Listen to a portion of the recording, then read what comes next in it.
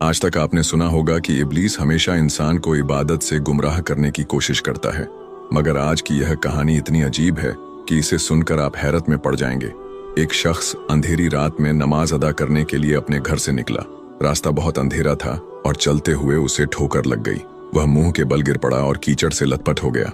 गंदे कपड़े देखकर वह वापस घर लौटा, लिबास बदला और फिर से मस्जिद की ओर रवाना हुआ। अभी कुछ ही कदम चला था कि उसे दोबारा ठोकर लगी और वह फिर गिर पड़ा, मगर उसकी हिम्मत कम न हुई। वह फिर घर लौटा, कपड़े बदले और एक बार फिर मस्जिद की ओर बढ़ा। इस बार जब वह घर से बाहर निकला तो दरवाजे पर एक अजनबी खड़ा था, जिसके हाथ में एक चमकता हुआ चिराग था। अजनबी चुपचाप उसके आगे आगे मस्जिद की तरफ चल पड़ा। चिराग की रोशनी में इस बार रास्ता साफ नजर आ रहा था और वह बिना किसी मुश्किल के मस्जिद पहुंच गया।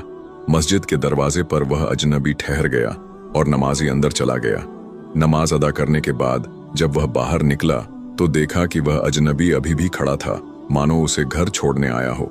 नमाजी को अजनबी पर शक हुआ और उसने उससे पूछा, आप कौन हैं?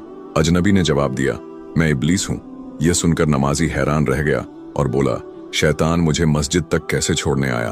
तेरा काम तो लोगों को गुमराह करना है। इब्लीस हंसते हुए बोला, जब पहली बार तू गिरा तो अल्लाह ने तेरे सारे गुनाह माफ कर दिए। जब दूसरी बार गिरा तो अल्लाह ने तेरे पूरे खानदान को बख्श दिया। मुझे डर था कि अगर तू तीसरी बार गिरा तो अल्लाह पूरे गांव को बख्श देगा, इसलिए मैं चिराग लेकर आया ताकि तू बिना गिरे मस्जिद पहुंच जाए। यह सुनकर नमाजी की आंखों में आंसू आ गए। उसने सजदे में गिरकर अल्लाह का शुक्र अदा किया कि उसकी मेहनत और नियत को अल्लाह ने कबूल कर लिया।